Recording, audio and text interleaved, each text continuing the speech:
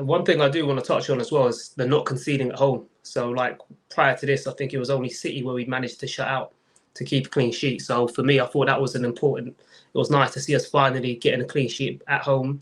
In addition to that, it was finally nice to see Raya have a solid game, and then there be no kind of talk about Ramsdale after the game because there was no moments in there where he did anything of any note that would make any fan think otherwise. In fact, there was actually two pieces of distribution where he released Martinelli on the left-hand side on the counter after collecting the ball, which was brilliant to kind of set us going forward. So it was nice in that regards to walk away from a game for once, for the first time in a little while, and not have too much negative to say or too much concern. Yeah, and there's no controversy. We got a hat trick from Eddie Nketiah. Fabio Vieira scored a goal, and congratulations to him and his missus, as he did do a baby celebration. And also, Tomiyasu scoring his first goal. He's been outstanding lately, and for him to not start this game and come on, he's just being a super sub, and he's doing his job and his role perfectly. And Brendan, people were calling you out earlier. I think you owe Tomiyasu an apology, bro. This guy's a baller, man. I apologized years ago, bro. I did. Yeah, in fairness to Brandon, he actually, it was even before the end of last season, Brandon did come out and say he's actually a lot better than I thought he was. I remember the arguments we had about Emerson and Tomiyasu. It was the funniest time as an Arsenal fan. Just so everybody can hear it, I apologise, Tomiyasu. Tomiyasu is definitely not a Japanese Bellerin, that's for sure. He's definitely better than Bellerin. Ironically, he doesn't pass. He's not as good as on the eye test as Bellerin, but he's a better football player than Bellerin because the eye test is extremely subjective. Some super chats here. This is Raya's distribution today was top class, fair play. Would you all agree with that? 100% massively improved. That ball to Martinelli was class. I think when he was taking that goal kick, I think it was in a corner or something like that. He just passed it to Martinelli. Martinelli went forward and then just scuffed the chance. But yeah, there's quite a few chance creations that he done as well. Really good. The thing is I wouldn't read into it too much because he didn't really have anything to do today, Raya. Yeah, you know, he wasn't put. But his distribution's been dodgy. Yeah, but it's been better today. Yeah, but your distribution is always going to be better when you haven't got players pressuring you on the ball. Do you know what I mean? Like when you've got teams that are trying to press you high, that's when I find like he struggles a little bit. He did against City, he did against Chelsea, but today Sheffield didn't even press at all. You know what I mean? But don't you think it's nice to actually see the quality of his distribution, because we've yet to see that so far in Arsenal shirt, and that's been a big debate for why fans have been questioning why Ramsdale's been dropped, because we haven't seen much of a difference between the two. So to actually see some of the qualities and why maybe Raya has started is nice for a change, because I don't think that's been the case. What about Emil Smith-Rowe's performance, guys? I thought it was nice to see him play for the first time in a long time and start a game. Like, he obviously, for a guy who's been rusty, he didn't look that bad, in my opinion. No, he wasn't bad. He wasn't actually bad. He set it up the third goal, actually. Second or third goal. He got one assist anyway. I think he's getting into his rhythm. I just feel like he needs to play on a consistent run of games. League Cup, he should be starting against West Ham. He should be getting his sets down and get his mark over the line. If I'm to be honest, I didn't think Emil Smith-Rowe or Havertz, the 2-8s, were particularly impressive. I don't think they were. I don't think Havertz was impressive. I don't think he played well. But I felt like other players kind of outshone them and kind of did more. You saw Zinchenko have a bit more of an influence that game, kind of inverting, and it was a bit more Zinchenko of last season as opposed to this season. No, I kind of disagree, right? Because the 2-8s had a specific role to play. Because if it wasn't for the 2-8s actually being any sort of a threat, dragging players away, the wider players would have had more to deal with. It's how you use your players and how you move them is how they get to how you can create space off the ball. And I think that's what happened.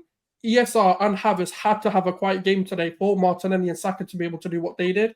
And that's just how I see it. And I think they've done it perfectly. Every time they came on the ball, they did something positive. And that's what you need to do. Gain respect from your opponents. And then, you can draw players out. And that's just what I seen from it today. I think these kind of games are the perfect games for Zinchenko.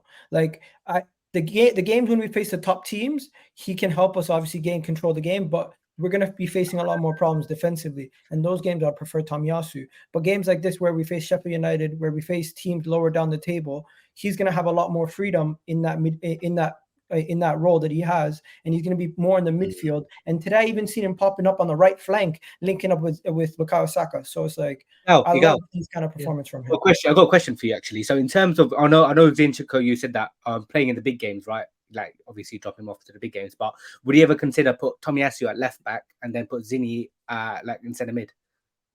The thing is, Mikel Arteta hasn't done it once in his year and a half having him at Arsenal. So I don't think he's just gonna all of a sudden just start experimenting unless there's a massive injury. Let's be honest, Mikel Arteta makes it pretty obvious if he's gonna utilize you in a role, he's gonna test you out there, and he's never tested him out there. I think at this point, there's more likelihood that we're gonna see him continue to play at left back than we will ever see him in the midfield, unless there's an injury crisis. I think he's got to make an adjustment in some ways. It's not identical situation. It's the same situation as Trent. The solution may not be the same. The solution for Liverpool is typically Trent pushes into the midfield and somebody else somewhere drops back in, or the midfield or the centre back moves across and the DM drops back. And maybe that's what you got to do. Maybe it's a case of if Zinchenko plays, say Declan Rice in that DM role, he almost drops back into a sort of centre back role, which he can play. And it's Gabriel, when he's normally the guy that plays, moves across into that position. So he covers it defensively, because as soon as Liverpool did that, Trent's deficiencies defensively have almost been nullified.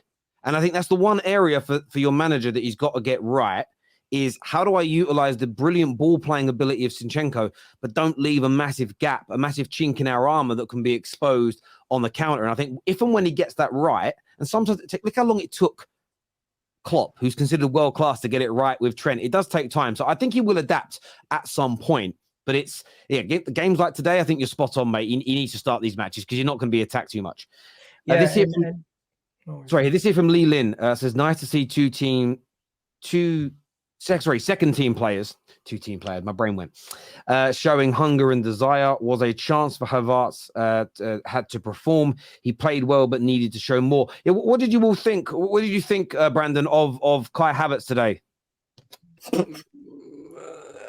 I don't know really, Tell. He's a weird one to kind of judge because he's never really been that kind of explosive player or anything like that. He's more about the movement and the passing than that, which I thought in the first half was very slow, lethargic, kind of backwards, sideways sort of thing that we tend to see from Arsenal like at the moment. But apart from that, like, did he stand out today? No, I don't think he did. Because Eddie Nketiah and a few other players stood out more than what he did. But who cares? We won. Do you know what I mean? Who cares? Yeah, no, I hear you on that. So go on, Gal.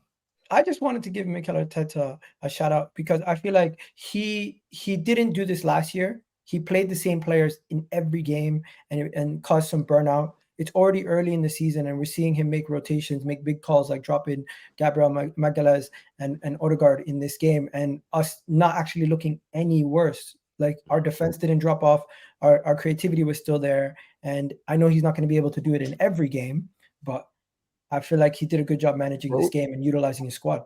Bro, again, I go back to the beginning of the season, and sometimes I do think the criticism of Arteta is weird. I get the performance. Some of it's weird. Like Gabriel not starting the season. You're winning games and everyone's kicking off. Well, maybe he's not fit. Maybe he wants to give other people opportunities. Maybe the idea of giving Kivior a game today is it's better to keep giving these individuals games every now and then, so that if in 3 months when they have to come in because of an injury, they are not stone cold, starting flat-footed, not match fit and underperforming. Plus, you want to keep players fresh. And it's interesting. That's the one thing I'd say about the criticism of Arteta, that as a neutral looking, I think it's unfair, is when he doesn't rotate, he's criticised. When he rotates, he's criticised. You can't, for me personally, you can't, especially when you know the players that you're bringing in via rotation are not as good. It's really strange to me that I don't know, it's like you expect him to do it, and then when he does it and the team, even if it's winning, isn't quite as good, which is normal, there's a kickoff. It feels a little bit over the top and forced for me. Can I just touch on Arteta as well? Because I feel like even his man management was better today in terms of, I was happy to see Martinelli being taken off and Saka being taken off a little bit earlier, giving them a rest, which has been a huge thing within the fan base, what we've been criticising, because we feel like sometimes he overplays or leaves them on when the games are won. The only slight criticism I'd say was maybe not giving Declan Rice a rest. but then he might be rested altogether in the West Ham game midweek. But just in general, and given fringe players some minutes, given the likes of Reece Nelson and whatnot, some minutes to come on and show what they can do. It was nice because over the course of a season, you need your whole squad to compete, and there's going to be games, as you mentioned, where players will come in and come out of the squad, and even Kirill today, who was, in my opinion, quite solid and a lot more comfortable on the board than, say, Gabriel, maybe not as solid defensively or physically imposing, but technically a better passer, a bit more comfortable. And I feel like that's a side of his game that we're slowly starting to see grow, Mikel Arteta, in terms of how to best manage this squad and our team. Yeah. I think you're right, and I think it's an area where, as you say, nothing's ever going to be perfect, and it's the strangest thing is there's a few people I'm not going to show their stuff today. I'm going to do it on a fan channel review tomorrow. I've seen their tweets. The demand you win this well, but at the same time say you're rubbish. That's what, there's an Arsenal fan I follow who've been tweeting for months now. We're going to do nothing in the Champions League. Then when you lose in the Champions League, he says we should be smashing these teams. I'm like, well, you can't say that. And that's what I mean by this criticism of Arteta. There's almost this element of you say he doesn't do X, Y, and Z, and then when he does it, you moan that he's doing it. It's very strange to me. Some more super chats here. I want to do me, by the way. No, if it was you, people who think it's not me. I'm talking about just people online. I'm not gonna. Yeah. Most of them, I'm not going to give any relevance to them by using their names. But it's just I said Arsenal can win the Champions League. By the way, I did say that. Yeah, I know. Emil Smith-Rowe and Kai allowed all three players up front to flow. Good point. Zinni ain't got the physicality to play left central midfield. Also, someone who excels in the first phase. Mikel Arteta won't take him out of his comfort zone. Not many better in the build-up. It's a fair point. This year says it's a bit unrelated, but Odegaard has been playing with an injury in recent weeks. Could explain he's regressed. Yeah, I mean, it certainly can. But what I would say to people is this. In 2023, and it's gone on for about 3 years now, the idea of playing with an injury is not new. So I remember when Rashford was doing it, and it was like, now if Rashford plays injured, he's criticised. But back then it was used as a tool to beat Ollie with. This is a disgrace. And one thing that's weird, in all the interviews I've seen with pro footballers since then, why the journalists are not asking the question, is it normal to play with injuries? Because the answer is yes. Most footballers, most fighters, most athletes do not compete, do not fight, do not play without injuries. They're par for the course. So it's probably part of the reason. But also, he's just going for a bad pat. Like Akam Drazer, the most simple explanation is normally the truth. He's just in bad form. And sometimes playing people through bad form doesn't help them at all. And it was right to rest him today. And it ended up being the correct decision. In Nketiah's Defense League, we're back up. People were crying when they saw the lineup. That was a game we should be winning regardless of who is up top. That's true. Debbie here. Commiserations, Debbie, as a Barca fan. It says, I'm not going to be mad, but I wish Barca won the game. Kudos to Jude Bellingham. Listen, it's surely Gunner's having a double celebration today with Barca losing as well, because we know he's got a thing for them. Brandon is better than Shower Odegaard song Rory. Oh, come on. Yeah, Rory made up a song about Odegaard in the shower, apparently. Love it. You know, he'll be very disappointed that he was dropped in the shower, though. I don't mind singing in the shower, but I don't make up songs about footballers in the shower. That's a bit weird, isn't it? That's strange. So I don't really think it is. I do a lot of thinking in the shower. I shower. Maybe I'm weird. I shower for about 15 to 20 minutes straight. I just stand in the water for about 15 to 20 minutes. They say that showering is better, like less water. It's not. I use more water in my shower than when I bath. Like legit, I just stand under it, like stinking hot for like 20 minutes. So I think about a lot of stuff. Never you though, Brenda. Never thought about you in the shower. So I'll let you know that. I never thought about you. That's probably a good thing, mate. Great display. If only we turned up earlier this season before Spurs won the league. I like it. Eddie's first hat-trick. Wow. Rice. Very nice, is what AMT says. A solid Arsenal win. I think Tomiyasu needs to start more games. And also, Bellingham is him. A great birthday weekend of football. Cheers, boys.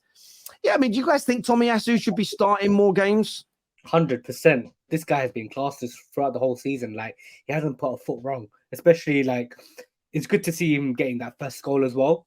And the performances against Sevilla and Man City when he came on, he tends to solidify games as well. And I felt like, sometimes some games, I know Zinchenko played quite well today, but in other games he's been a bit sloppy. But I felt like he can add that defensive stability as well and good going forward, and he can also invert as well. So yeah, why not? He's been one of our players of the season so far. I hear you there.